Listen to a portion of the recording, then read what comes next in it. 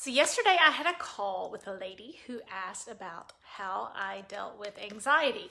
And she said, do you meditate? Do you do yoga? Like, what are these things that you do to deal with anxiety? And I was like, I do. I did meditation and yoga today, actually. Yes, I do those things. But the real secret for me in dealing with anxiety is thinking of anxiety as a gift, right? It is a signal that something is wrong, that something needs to change, that it's a signal there's a problem to solve.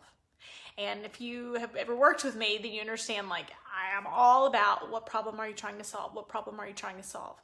No, that's not really the problem you're trying to solve. What problem are you trying to solve? Even if people get on their initial call with me, I say, what 3 problems are you trying to solve?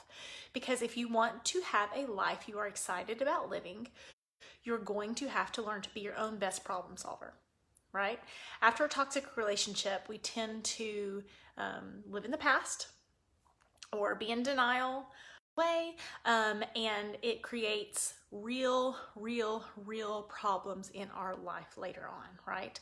We think if we just hope it's not going to happen, then it won't happen, or oh, I'll just ignore that, or oh, if I just love harder, or whatever else it is. And if you've not read my article, When an Optimistic Woman Loves a Toxic Person, from the Elephant Journal, I think that's the name of it, you definitely should, because we have all had our optimism used against us, our hope used against us, okay? And to get past the past, get real about the present, and get the future you want, you can't let you want to still be hopeful, but you don't want it to be used against you, okay?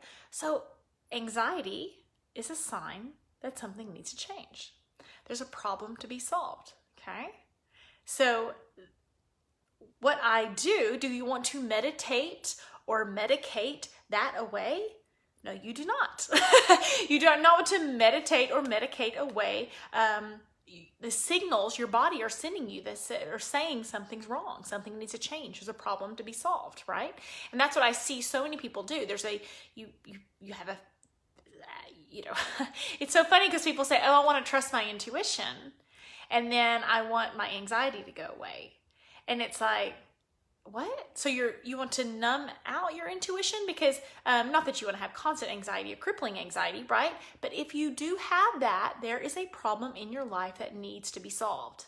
So when I feel anxious, when I feel like something's wrong, I take action on it.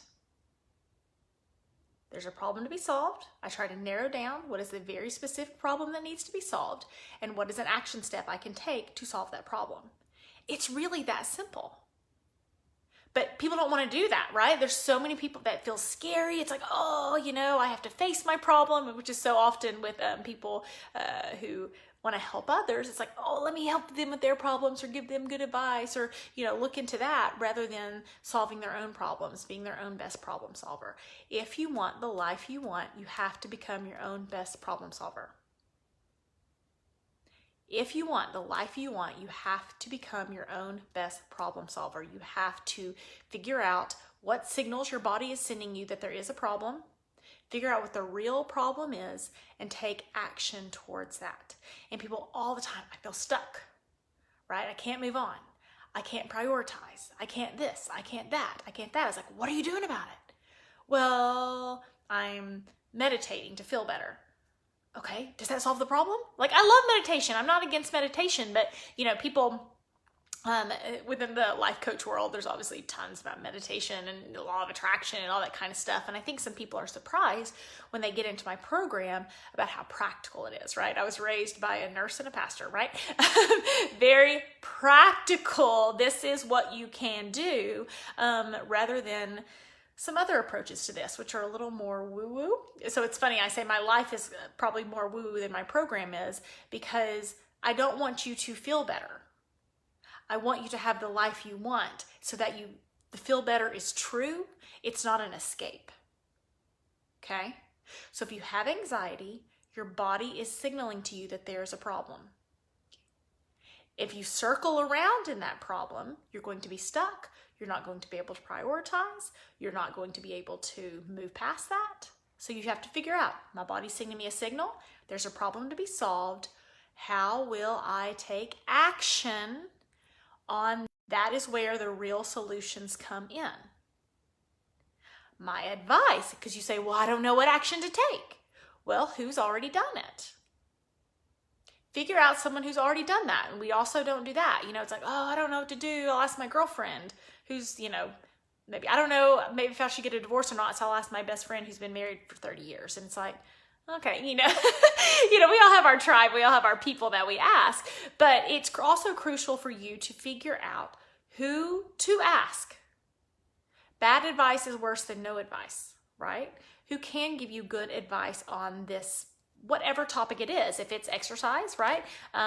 You feel anxious about gaining weight and you want to hire a personal trainer and take action on that, right?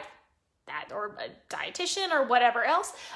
It's about becoming your own best problem solver, figuring out what problem you want to solve, taking action on that problem, and figuring out who can help you with that specific problem, rather than sitting, excuse my language, sitting in the shit.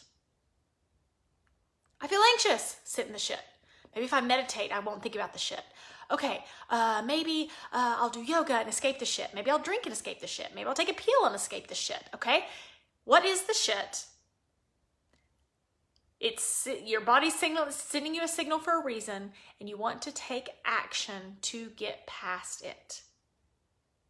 And if you're trying to figure out, oh, should I do this job? Should I do this? This is all the problems in your life. Should I do this job? Should I do this? Should I do this? I talk about a concept of failing forward. And what I see so many women do, and people do, is, oh, I want a problem to change. I'm just going to wait. I'm going to think about it. I'm going to hope it goes away. Rather than taking action towards solving the problem.